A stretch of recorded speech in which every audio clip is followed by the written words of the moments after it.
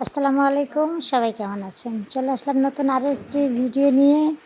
আজকের ভিডিওটা হচ্ছে আমি আপনাদের সঙ্গে একটা রান্না শেয়ার করব। আশা করি আপনাদের ভালো লাগবে, আর ভালো লেগে থাকলে অবশ্যই লাইক কমেন্ট শেয়ার করে সঙ্গে থাকবেন। আর আজকে দুপুরে আমাদের কী খাবার ছিল, এটা হচ্ছে রেসিপি, এটা ফুল দেখেন তাহলে জানতে পারবেন। আর দুপুরে হচ্ছে এটার সঙ্গে ছিল কই মাছ, বাইম মাছ ভুনা। ভিডিওটা ইউটিউব চ্যানেলে যাবে মুক্তির রান্নাঘর ইউটিউব চ্যানেলে, আর ফেসবুক পেজে যাবে রানা মুক্তি ব্লগ ফেসবুক পেজে।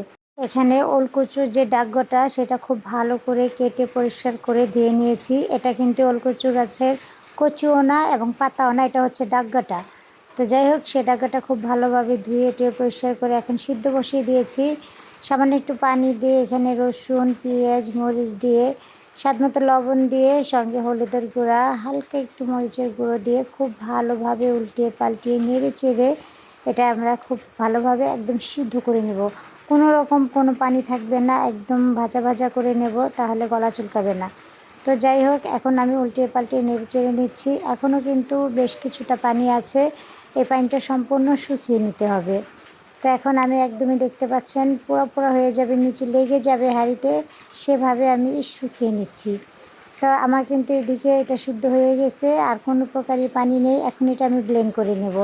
তার জন্য এখানে মিক্সারে আমি সুন্দরভাবে সব কিছু নিয়ে নিচ্ছি। এই যে ব্লেন্ড করা হয়ে গেছে অলরেডি, সেই ওলকচুর ডাঁটাটা সুন্দরভাবে ব্লেন্ড করে পেস্ট করে নিয়েছি।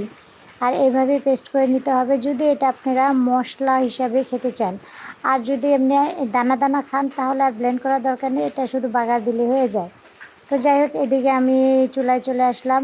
একটি প্যান নিয়েছি, সেখানে রেগুলার তেল দিয়ে রসুন দিয়ে দিয়েছি। রসুনটা একটু হালকা ব্রাউন করে এখানে আমি কিছুটা কালিজিরা দিয়ে দেব। কালিজিরার ঘ্রাণটা কিন্তু খুব ভালো লাগে কচু গোটাতে দিলে। তো যাই হোক, এটা ব্রাউন করে এখন একটু ভেজে নেব। ভেজে সেখানে আমি পেস্ট করা সেই ওলকচুর ডাঁটাটা দিয়ে দেব। দিয়ে খুব ভালোভাবে নেড়ে চেড়ে, একদম রসালো রাখা যাবে না, ভাজা ভাজা করে নিতে হবে। তারপরে খুব ভালোভাবে এটাকে ভাজা ভাজা করে দেন আমি নামিয়ে নিয়েছি। দেখতে পাচ্ছেন নাড়তে নাড়তে কিন্তু এটা যে রসটা ছিল সেটা কিন্তু খুব ভালোভাবে শুকিয়ে যাচ্ছে। তো এখানে আমি সামান্য একটু চিনি দিয়েছি, কারণ কচু জাতীয় খাবারে একটু চিনি দিলে ভালোই লাগে। তো এটা অপশনাল, আপনারা চাইলে স্কিপ করতে পারেন। তো এখানে আমি আবার একটু কিছুক্ষণ রেখে ভাজা ভাজা করে নেব। তো এখানে অনেকটাই আঠালো আঠালো হয়ে গেছে, তারপরও আমি কিন্তু অনেকক্ষণ দাঁড়িয়ে দাঁড়িয়ে অফ ক্যামেরায় ভেজে নিয়েছিলাম। তো ফাইনালি আমার কিন্তু রান্নাটা একদমই কমপ্লিট, ওলকচুর ডাঁটা ভর্তা। তো আমি আপনাদের সঙ্গে শেয়ার করলাম, আশা করি আপনাদের কাছে ভালো লেগেছে। ভালো লেগে থাকলে অবশ্যই লাইক কমেন্ট শেয়ার করে সঙ্গে থাকবেন। আর মুক্তি রান্নাঘর ইউটিউব চ্যানেলটা সবাই সাবস্ক্রাইব করবেন। আর ফেসবুক পেজে আপনারা দেখবেন রানা মুক্তি ব্লগ ফেসবুক পেজে। আর দুপুরে খাবারে ছিল কই মাছ, বাইম মাছ ভুনা এবং ওলকচুর ডাঁটার ভর্তা। তো সবাই ভালো থাকবেন, সুস্থ থাকবেন। আজকের মতো ভিডিওটি এখানে শেষ করছি। আল্লাহ হাফেজ, আসসালামু আলাইকুম।